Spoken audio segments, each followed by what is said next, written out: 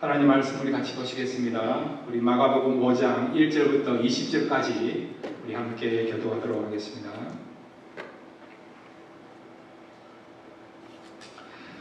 예수께서 바다 건너편 그라사인의 지방에 이르러 배에 나오시며 곧 더러운 귀신 들린 사람이 무덤 사이에서 나와 예수를 만나니라. 그 사람은 무덤 사이에 거처하는데 이제는 아무도 그를 쇠사슬로도 맬 수 없게 되었으니 이는 여러 번 고랑과 쇠사슬에 매였어도 쇠사슬을 끊고 고랑을 깨뜨렸음이라. 그리하여 아무도 그를 제어할 힘이 없는지라.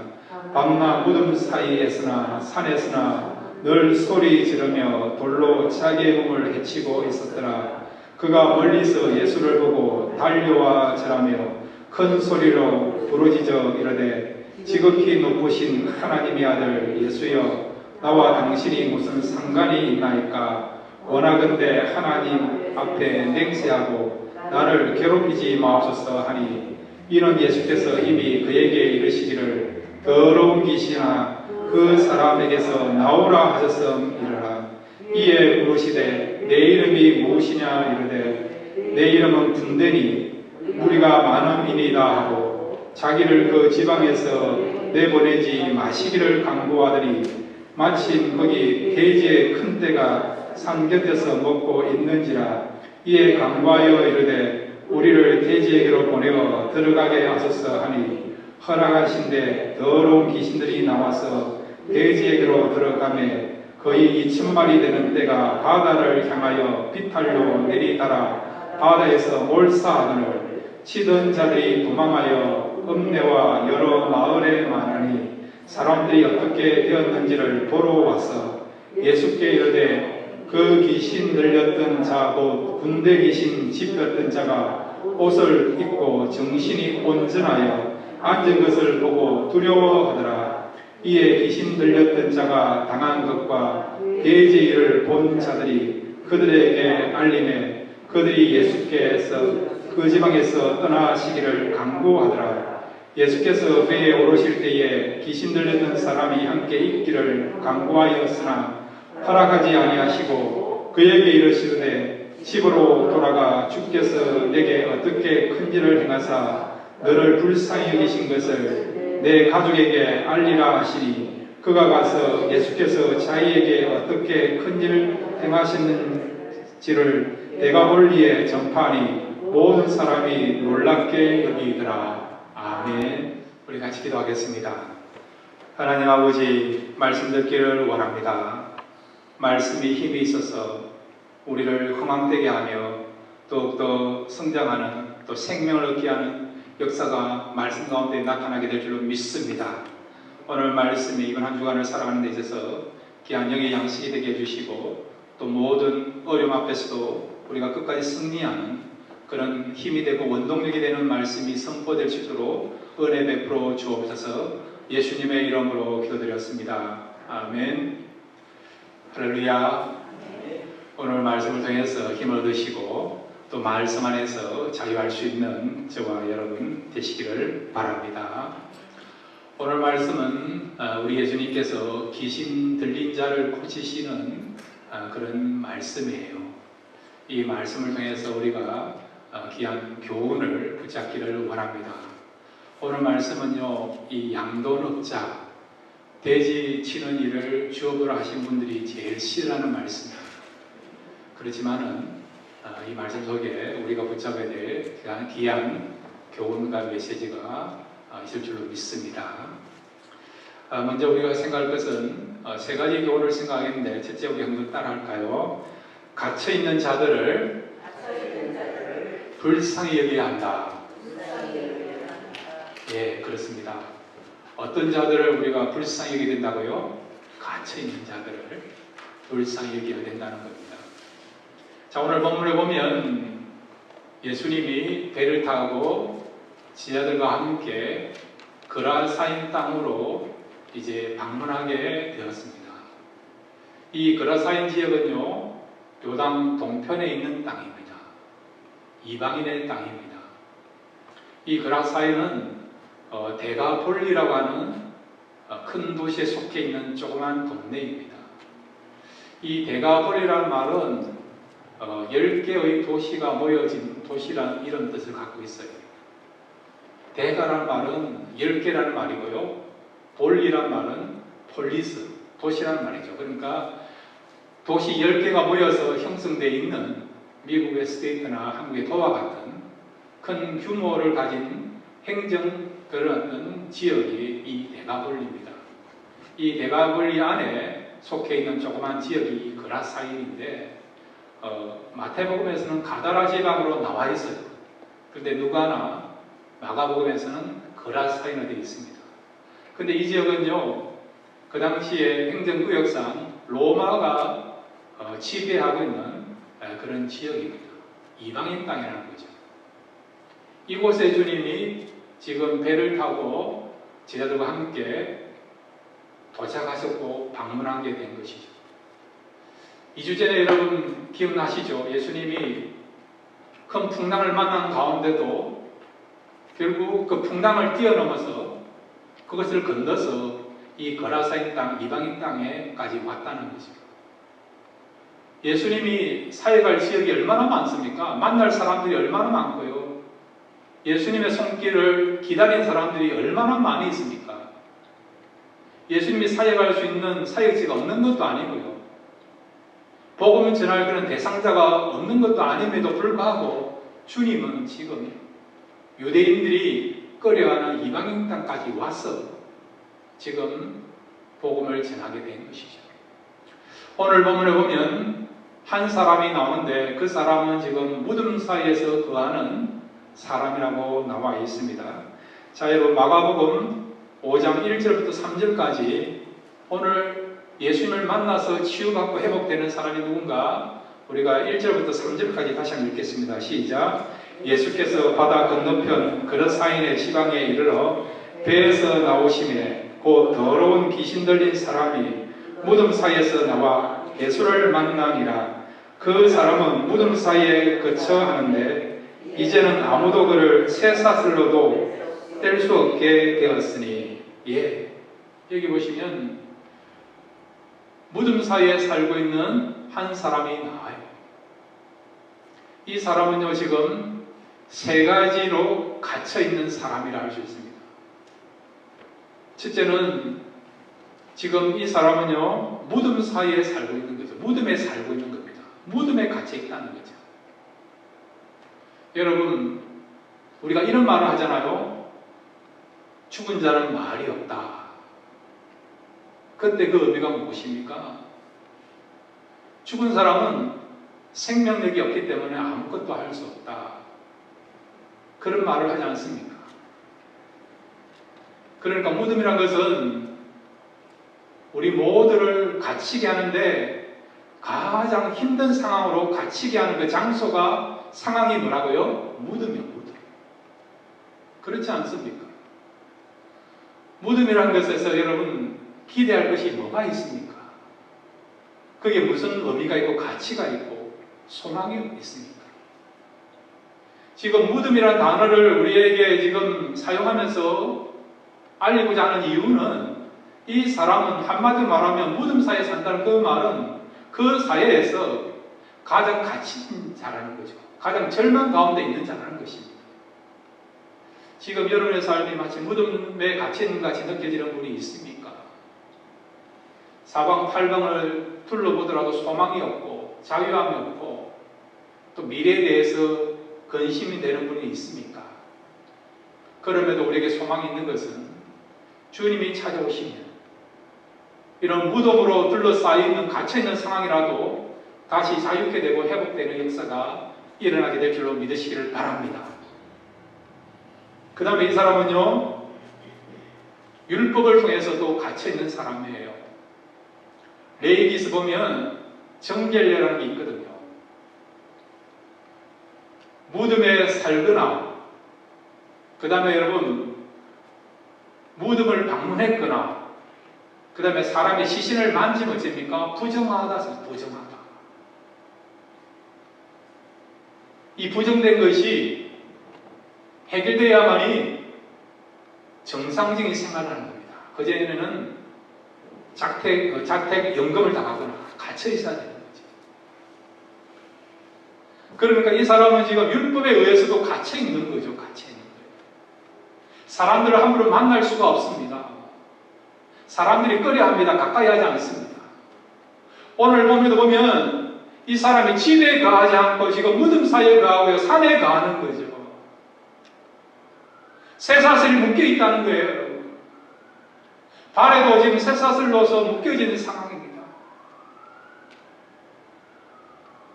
그러니까 그 당시 사회에 율법이나 법으로서도 이 사람은 지금 자유로움이 없이 사람들이 꺼려하고 있고요. 사람들을 만날 수 없는, 사람들이 가까이 하지 않는 외롭게 혼자 동떨어져서 소외된 인생, 외로운 인생을 살고 있는 사람이라는 거죠. 실제적으로 여러분, 우리의 삶이 그렇잖아요. 주변에 사람이 있어도 대화할 사람이 없고, 방문할 사람이 없고, 찾아오는 사람이 없습니다. 마치 군중 속의 고독을 느끼는 것처럼, 외딴섬에서 살고 있는 것처럼 그런 외로움들을 우리가 한 번씩 다 경험하고 있지 않습니까? 저도 미국에 처음 와가지고 그런 걸 느끼시더라고요. 3개월 지나니까 그런 게 느껴지더라고요. LA에 사니까 여러분, 한인들이 얼마나 많습니까? 적어도 50만 명 이상의 한인들이 LA에 살고 있지 않습니까? 그런데도요, 나하고는 상관이 없더라고요. 마치 외딴섬에 혼자 남겨진 것 같은 그런 고독을 경험하는 적이 있습니다. 이 사람은 아예 여러분, 사람들이 가까이 하지 않는 거예요. 율법적으로 부정하다라고 그렇게 죄인으로 취급받는 그런 사람이라는 거죠. 이런 사회로부터, 사람으로부터 갇혀있는 그런 생활을 하고 있는 것입니다. 그 다음에 실제적으로 이 사람을 가두게 하는 가장 큰 영향력은, 그 틀은 뭐냐? 바로 이 사람은요, 지금 누구한테 사로잡혔습니까? 귀신에게 사로잡혔다는 거죠. 귀신에게. 사실은 이 사람이 왜 무덤에 살게 되고 율법으로부터 부정한 존재로 이렇게 취급받아야 되느냐? 그것은 실제적으로 귀신 때문입니다. 귀신이 들어가므로 말미암아, 귀신에 사로잡히는 말미암아 이 사람이 지금 갇혀있는 인생을 살게 된 것입니다. 근데 오늘 성경에 보니까 이 사람 속에는 귀신이에요, 하나가 아니에요. 많은 귀신이 들어가 있다는 것을 말씀해주고 있지 않습니까? 자, 여러분, 우리 9절을 같이 보겠습니다. 9절 말씀입니다. 함께 읽겠습니다. 시작. 이에 물으시되 내 이름이 무엇이냐 이르되 내 이름은 군대니 우리가 만음이니이다 하고. 예수님이 이 사람 속에 있는 귀신을 향하여 물은 거예요. 내 이름이 뭐냐? 그러니까 이 귀신이 뭐라고 이야기했다고요? 군대니, 군대. 영어에서는 이 군대를 레기온이라고 표현되어 있어요. 레기온. 라틴에서는 레기오. 그리고 헬라에서는 레기오나스라고 되어 있어요. 레기오나스. 이 레기온이라는 것은 그 당시 로마 사회의 군대 조직을 말하는 것입니다. 정확한 군대 조직을 말하면 가장 많은 군사를 보유하고 있고, 그리고 또한 가장 규모가 큰 군대를 군단이라 하거든요. 여러분 로마 군단 들어보셨죠? 메스 군단 이런 이야기 들어본 적 있지 않습니까? 여기 군대란 말은 군대 조직을 말할 때 군단을 말하는 거죠. 군단 규모의 귀신이 이 영혼 속에 들어가 있다는 것을 말씀해 주고 있습니다. 그러면 그 군단은 몇 명의 군사로 이루어졌느냐? 6,000명. 한두 명이 아니고요, 한 영혼 속에 지금 군단급, 정확하게 말하면 6,000명에 해당되는 그 정도 규모의, 그 정도 수의 귀신이 이 영혼 속에 들어가 있다는 겁니다. 그러니 이 영혼이 얼마나 속박된 삶을 살아가고 있는가를 우리가 느낄 수 있는 거죠. 얼마나 이 사람이 힘든 가운데 살아갔다고 생각됩니까? 얼마나 고통스러워, 얼마나 자유 없이 힘든 인생을 살아가고 있는가, 우리가 그것을 느낄 수 있는 거 아닙니까? 지금 이 마가는요, 예수님이 이방인 땅까지 와서 귀신 들린 자를 고치시는 이 사건, 이것을 통해서 그 시대상을 드러내고 있는 거죠. 그 시대가 지금 어떤 상황인가를 보여주고 있는 거죠. 나아가서 오늘 시대도 시대만 바뀌었지 동일하게 많은 현대인들이 이와 같이 갇혀있는 그런 고통 가운데 있다. 그것을 우리에게 보여주고자 하는 것이죠. 한 영혼 속에 지금 여러 귀신이 들어있는 거예요. 그러니 얼마나 힘든 어떤 생활을 하고 있고 속박된 생활을 하고 있는가. 그걸 우리에게 지금 보여주고자 하는 것입니다. 오늘 이 시대에 우리도 마찬가지예요. 우리는 역사상 최고로 발달되어 있는 문화와 문명을 경험하며 살아가고 있지 않습니까? 스마트폰 시대를 살아가고 있잖아요, 여러분. 여러분이 10년 전만 하더라도 상상도 해봤습니까? 전화기도 되고, TV도 보고, 인터넷도 할 수 있고, 은행 업무도 볼 수 있고, 이거 가지고 여러분 어떤 곳에 들어갈 수도 있고, 10년만 전만 하더라도 상상도 할 수 없는 그런 시대에 우리는 최고로 발달된 문명 속에 살아가고 있습니다. 여러분 행복하십니까? 행복한 면도 있지만 한편 생각으로는 점점 외로움을 더 느끼지 않습니까? IT 산업하면 여러분 세계의 제일 첨단을 가린 나라가 어디입니까? 한국이잖아요, 한국. 얼마 전에 여러분 그 뉴스에 나온 내용을 보니까요, 한국의 이 스마트폰 보급률이 이미 95%가 넘었다 하더라고요. 웬만한 할아버지 할머니도 이 스마트폰을 다 갖고 다닙니다.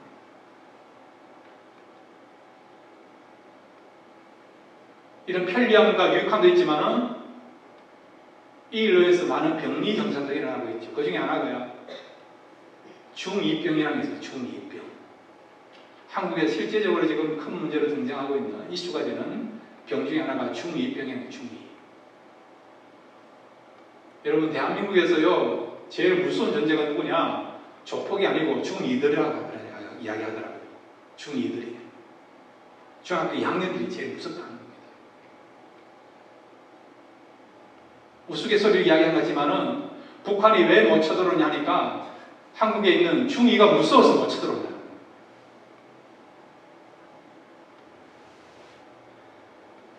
학교 선생님들이요, 중2한테는 이런 질문을 해서는 안 된다는 거죠.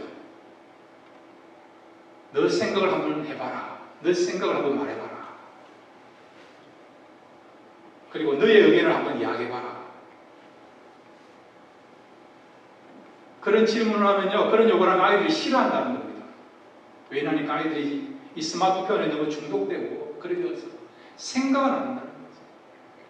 논리적인 사고, 이성적인 사고를 안 한다는 건데 감성적으로요 느끼는 대로 행동한다는 것이죠. 지금 이 시대가 그래요. 요즘 생각을 잘 안 해요. 깊은 사고를 안 합니다. 그렇게 하는 것을 꺼려하지 않습니다. 또 시간 낭비라고 생각하지 않습니다. 기억하는 것도 잘 안 하고요, 암산하는 것도 잘 하지 않습니까? 그냥 찾으면 다 되지 않습니까?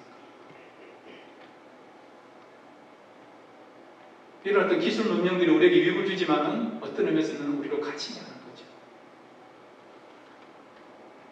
중독 현상이 일어나면 우리가 그것에 갇혀 있게 됩니다.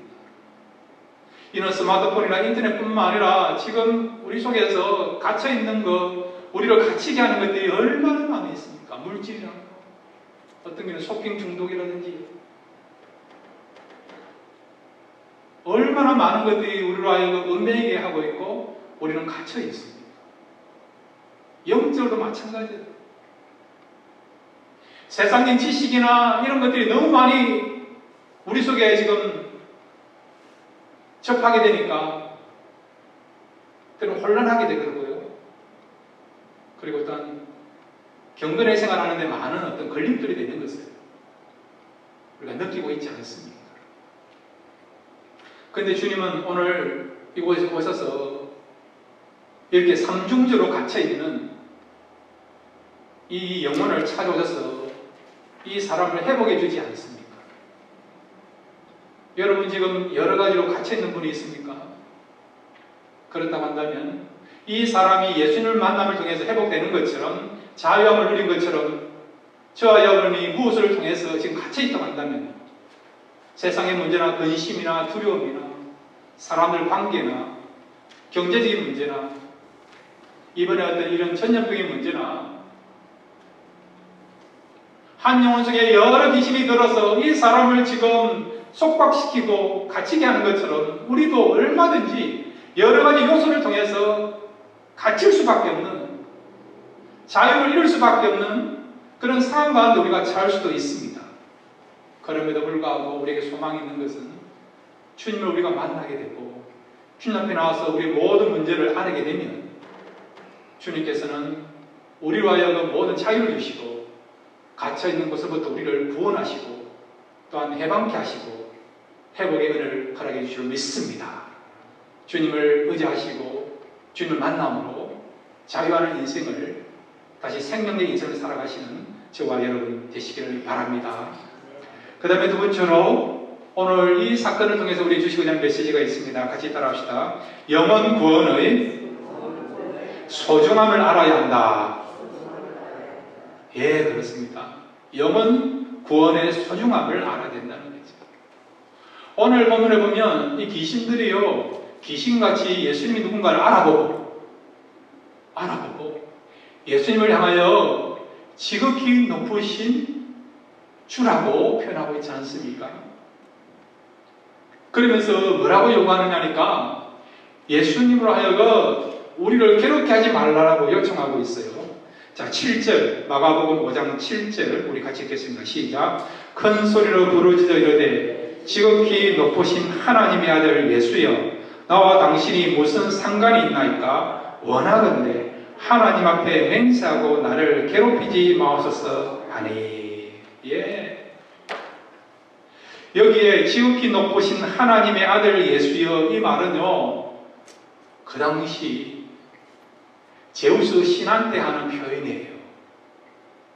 시대적인 표현인 것입니다. 예수님을 존경하는 마음 가지고 경배드리는 마음 가지고 한 것이 아니고 시대적인 그런 어떤 인사치레하는 그런 용어와 존칭을 가지고 예수님을 향해서도 지극히 높으신 하나님 아들이라고 지금 고백하고 있는 거죠. 여러분, 사탄의 말에 대해서 귀를 기울이지 마시기를 바랍니다. 우리의 조상 하와가 넘어갔잖아요. 그 꼬덕임에 넘어갔잖아요. 하와를 위한 것 같고 하와를 생각하는 것 같고 그렇게 말한 같이 들렸지만 그게 아니었잖아요. 선악과를 따먹어라. 따먹으면 죽지 아니한다. 이걸 따먹으면 눈이 밝아져서 하나님같이 될 것이다. 그리고 죽지 않을 것이다. 마치 인류를, 하와를, 여자를 생각해서 배려해서 말하는 같이 그렇게 유혹하지 않습니까? 이게 사탄의 여러분 본심이에요. 넘어가지 마세요. 지금도 마찬가지예요. 하와만 유혹한 것이 아니라 우리도 마찬가지예요.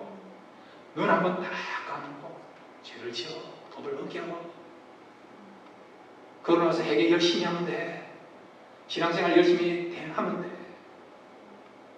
불의한 재물을 취해서 헌금 많이 하면 돼. 동기, 과정 중요하지 않아. 목적만 중요하면 돼. 결과만 중요하면 돼. 지금도 여전히 마귀는 우리한테 속삭입니다. 우리를 위한 가치, 우리의 유익을 위해서, 우리의 성공을 위해서, 우리의 행복을 위해서. 여러분, 이런 마귀의 속삭임이나 마귀의 유혹에 길을 닦지 마시고 넘어가지 마시기를 바랍니다. 죄는 그 어떤 모양도 버리려 했잖아요.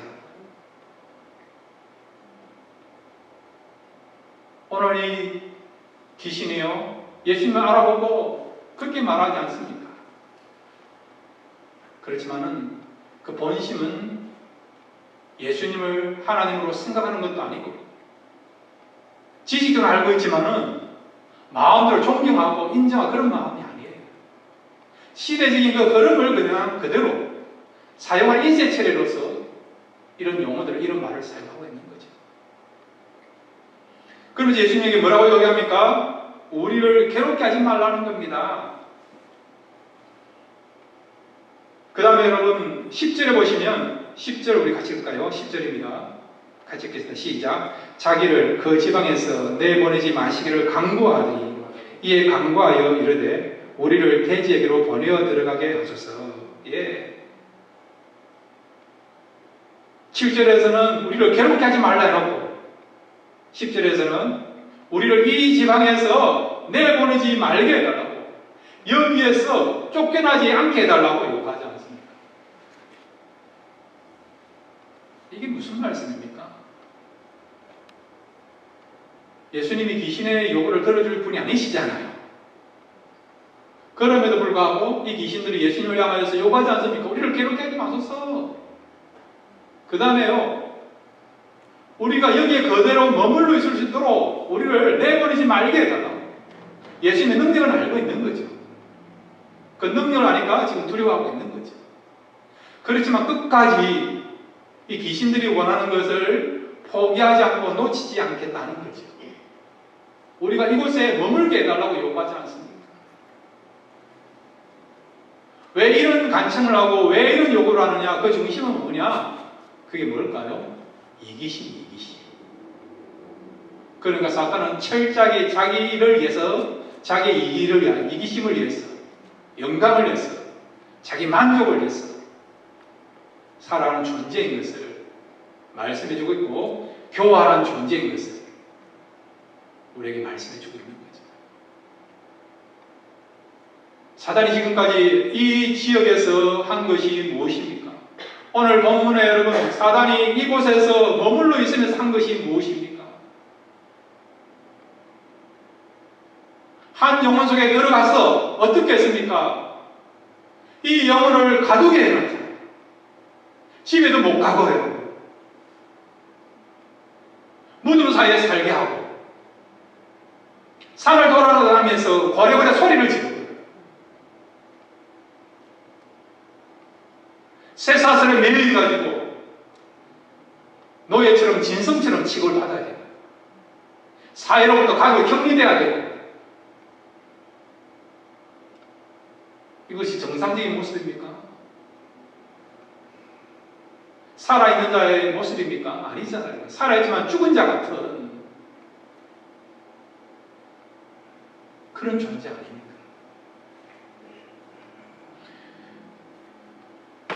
누가복음 8장 26절과 27절 보면 좀 더 누가는요, 이 사람의 모습을 비참하게 표현하고 있어요.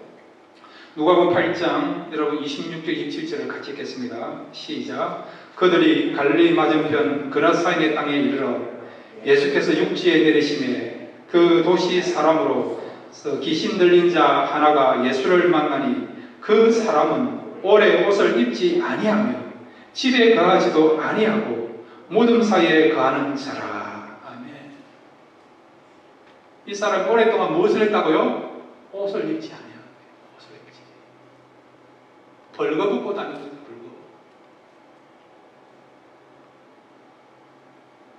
여러분, 집에서 모르지만은 사람 앞에서 벌거벗고 다니는 것은 정상인이 아니잖아요. 그래서 오늘 제목이 그라사인 광인이라는 거죠. 광인이란 말 아시잖아요. 미친 사람, 미친 사람. 우리 한국에서 벌거벗고 다니는 사람은 뭐라고 이야기합니까? 미친 사람이라고 하습니다. 이 사람이 지금 미친 사람이에요. 미친 모습을 하고 있는 거죠. 소리 지르고 무등 사이에 살고 쇠사슬을 끊어버리기도 하고 가다놔도 힘이 있으니까. 그리고 옷도 벗은 채로 돌아다니는 그런 사람이라는 거죠. 그것도 부끄러움 없이 이렇게 비참하고 안타까운 인생을 사는 거죠. 이 사람이 이렇게 된 그 죽음이 누굽니까? 주체가 누굽니까? 바로 사단, 그리고 사단에 속해 있는 귀신. 귀신은. 그런데 귀신은 뭐라고요? 여전히 이곳에서 머물러 있기 때문에 거죠. 자기가 한 것을 모르고, 자기가 얼마나 영혼에게 고통을 주고 힘들게 하고 아픔을 주고 갇혀있는 인생을 살게 했는가를 모르는 거죠. 자기의 존재를 모르는 것이죠. 철저하게 사단은 이기적인 마음을 가지고 살아간다는 거죠. 영원히 죽든 살든 고통을 당하든 아픔을 당하든 상처를 받든 그런 것들을 개의치 아니하고 자기의 유익만 구하는 존재가 뭐라고요? 사탄이라고. 사탄. 그리고 그 사탄에 속해 있는 귀신인 것을 말씀해 주고 있는 거죠. 근데 오늘 본문에 보면요, 이 귀신뿐만 아니라 그 지방에 있는 사람들도 마찬가지예요. 예수님이 이 귀신들을 어디로 보냅니까? 돼지 속으로 보내잖아요. 그랬더니 돼지 2,000마리가 결국 어디로 들어갑니까? 바다로 들어가잖아요. 결국 몰살당하게 되는 그 일이 벌어지게 된 거죠. 이 광경을 보았던 사람들이 결국 어떻게 예수님 앞에 요청합니까? 자, 우리 거기 마가복음 5장 15절부터 16절까지 우리 같이 읽겠습니다. 15절부터 16절, 17절까지 15절에 17절까지 우리 같이 읽겠습니다. 시작. 예수께서 이르되 그 귀신 들렸던 사람 곧 군대에 귀신 집혔던 자가 옷을 입고 정신이 온전하여 앉은 것을 보고 두려워하더라. 이에 귀신 들렸던 자가 당한 것과 돼지 일을 본 자들이 그들에게 알림해 그들이 예수께 그 지방에서 떠나시기를 강구하더라. 예, 그렇습니다. 예수님이 귀신을 내쫓은 거예요. 근데 그 귀신들이 어디로 갔다고요? 돼지 속으로 들어간 겁니다. 돼지가 한꺼번에 2,000마리나 몰살되는 일이 일어나게 된 거죠. 예수님의 일어났던 능력을 보고 난 뒤에 그들의 반응은 무엇입니까? 예수님을 두려워합니다. 그 다음에 어떤 반응을 봅니까? 예수님으로 하여금 떠나가게 합니다. 이곳을 떠나 주십시오. 떠나달라고 요청하지 않습니다. 그들의 관심은 무엇입니까? 영혼에 있는 게 아니잖아요. 돼지에게, 돼지. 그 당시 로마 사회에서는요, 돼지를 가지고 오시면 부의 상징입니다. 부유함의 상징입니다. 그래서 돼지를 치는 거죠. 돼지를 부라 생각하고 돈이라 생각하고 힘이라고 생각한다는 것이죠. 그 말에 있는 사람들은요, 한 영혼보다 돼지가 더 소중하게 생각했던 것이죠. 그 영혼이 죽든 고통을 당하든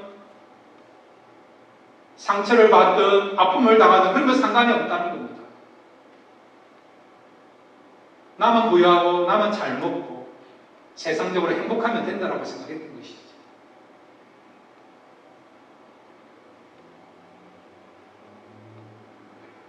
그런데 여러분, 오늘 우리의 삶도 보면 그런 면이 있지 않습니까? 우리가 새벽마다 이렇게 고린도 전서, 고린도 후서의 말씀을 지금 또 같이 보고 있는데, 고린도 교회 안에 일어났던 문제 중에 하나가 외모를 사랑하고 외모를 중요시하는 문제였잖아요. 오늘 이 시대도 마찬가지 아닙니까? 그 얼굴만 이야기하는 것이 아니라 오늘 이 시대를 보면 여러분 외모 지상주의 아닙니까? 학벌, 재력, 세상적인 것 백그라운드, 학력, 그런 것들을 중요시하는 그런 시대에 살고 있지 않습니까? 그런데 주님은요, 어떤 관심, 어디에 초점 맞추고 있습니까? 돼지 2,000마리보다도요, 한 영혼을 구원받는데 더 중요성을 부여하고 있는 것을 보게 되죠. 15절 말씀 우리 같이 읽겠습니다. 15절입니다. 시작. 예수께 이르러 그 귀신 들렸던 자, 곧 군대 귀신 집혔던 자가 옷을 입고 정신이 온전하여 앉은 것을 보고 두려워하더라. 아멘. 이 사람이 어찌됐다고요? 정신이 온전한 거예요. 옷을 입고 다니는 겁니다. 옷을 입고 다니는 거예요. 정상인이 된 거예요. 조금 전까지 여러분 옷을 벗고 돌아다닌 거예요. 소리를 지르고 무덤 사이에 거하고요. 쇠사슬을 매여 있다가 끊기도 하고 광인같이 정상적인 사람이라 볼 수 없는, 전혀 희망을 걸 수 없는 그런 사람이었는데, 이 사람이 예수님을 만남으로 회복되니까요, 정상인이 된 거죠. 원래 모습으로 돌아오게 된 거죠. 나중에 20절에 보면요, 가족으로 돌아온 것을 우리가 보게 되고 있지 않습니까? 예수님의 관심은 지금 어디에 있다고요? 한 영혼이 구원받는 것에 초점을 맞추고 있고, 그것을 중요하게 여긴 것을 말씀해 주고 있는 거죠. 오늘 이 시대는요, 여러분, 한 영혼이 구원받는 거, 회복되는 거, 별 관심 없어요. 돼지에게 관심이 있다는 거죠.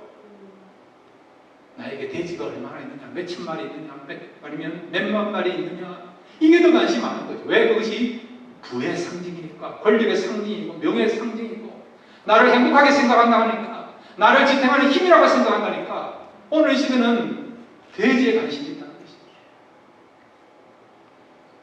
주님의 마음은 어떤 마음입니까? 돼지 2,000마리를 희생해서라도 한 영혼을 구원할 수 있다면 주님은 그 길을 선택하겠다는 거죠. 이 데가볼리라는 도시는 큰 도시였습니다. 10개 도시가 모여있는 큰 도시예요. 메트로폴리스를 할 수 있죠.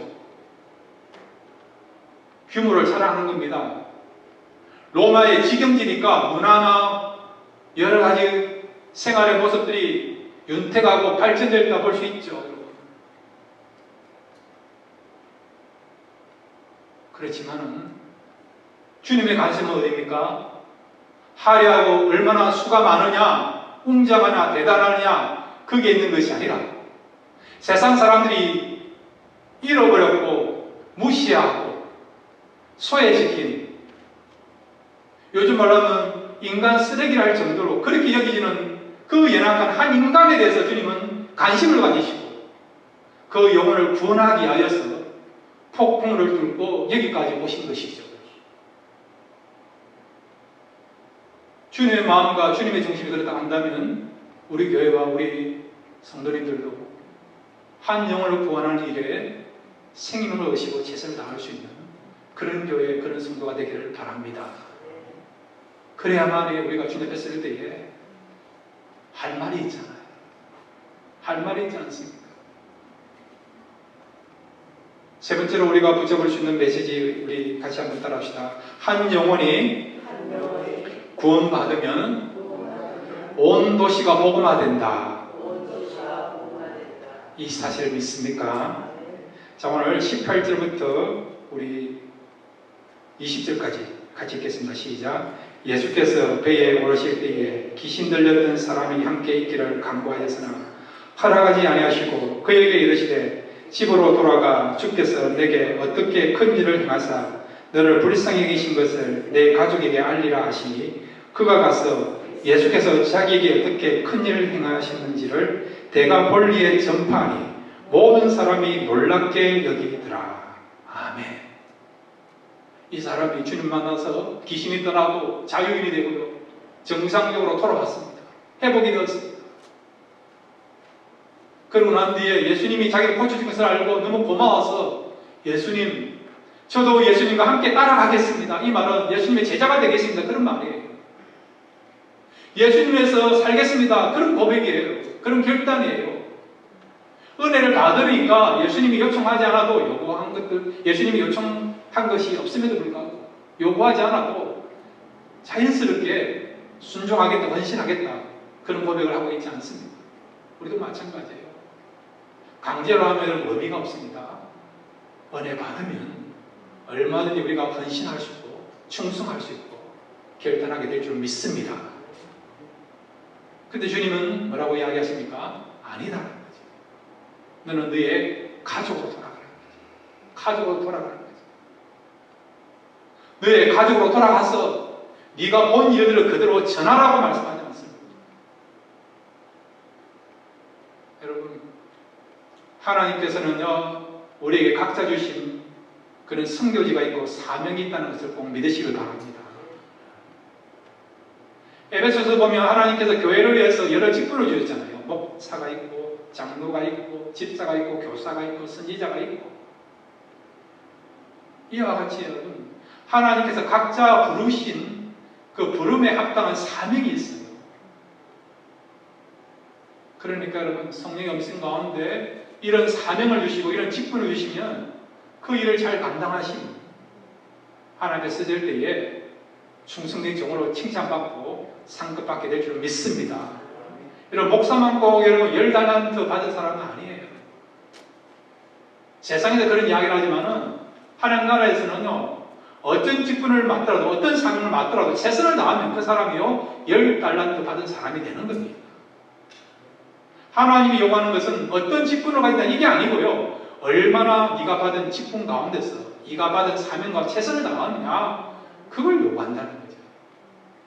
그러니까 각자에 주신 사명, 각자에 주신 그 직분 소중히 여기시기를 바랍니다. 주님께서 이 사람으로 하여금 지금 집으로 가라고 했어요. 집은 어디입니까? 또 다른 세상이 또 다른 세상이에요. 이곳에 가서 주님이 하신 것을 전하라는 거죠. 네가 보고 들은 것을 전하라는 것입니다. 결국 우리가 살아가야 될 곳과 복음 전해야 될 곳은 세상인 것을 말씀해 주는 거죠. 어떤 사람은요 진짜 해외 선교지가 복음 전하고 사역할 그 세상이 될 수도 있고, 어떤 사람은 가정, 어떤 사람은 사업자, 어떤 경우는 또 주변의 가족들, 친척들, 그런 모임이나 그런 장소가요 그런 상황이 우리에게 허락하신 복음을 전하고 사역해야 될, 또 우리가 선교사로서 사역의 그 현장인 것을 말씀해 주고 있는 것이죠. 그러니까 각자 주신 그 사역지에서 사명을 잘 감당하면 우리는 사명자로서 선교사로서 그 사명을 잘 감당하는 하나님의 사람들이 될 줄로 믿습니다. 이 예수님을 만나서 고침받은 사람이 그 가족에게 복음을 전했고요.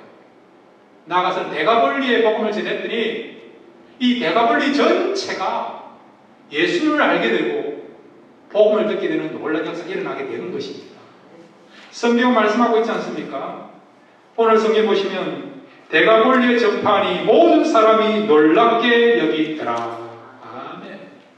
10개의 도시로 모여진 큰 어떤 이 행정구역에 한 사람을 통해서 전체가 예수님에 대해서 알게 되고 복음을 듣게 되고 복음화되는, 또 예수님을 믿게 되는 역사가 일어나게 된 것입니다. 여러 사람이 아니고요 한 사람을 통해서, 한 사람이 은혜를 받고 한 사람이 치유받고 한 사람이 돈 받으니까 그 사람을 통해서 온 도시가 복음을 듣게 되는, 복음화되는 놀라운 역사가 일어나게 된 것입니다. 사랑하는 성도 여러분, 우리 교회는 많은 사람보다 한 영혼, 한 사람을 소중히 여기고 한 사람을 구원케 하고 한 사람에게 믿음을 심게 하는 그 일을 감당함으로 그 사람 통해서 그 사람이 살고 있는 사회가 변화되고 복음화되고 주님 믿게 되는 그런 역사가 일어날 수 있고, 한 생명을 심고 한 생명을 귀하게 여기는 그런 교회, 그런 성도가 되기를 주님의 이름으로 축원드립니다. 같이 기도하겠습니다. 아버지 하나님, 주님은 한 영혼을 소중히 여기시고자 한 영혼을 구원하고자 이방인 땅 그라사인가에 오셔서 이 귀신에 매여 있는 이 사람을 자유케 하시고 고쳐주셨습니다. 이런 주님의 사역을 우리 교회와 우리 성도가 계속하게 하여 주시옵소서.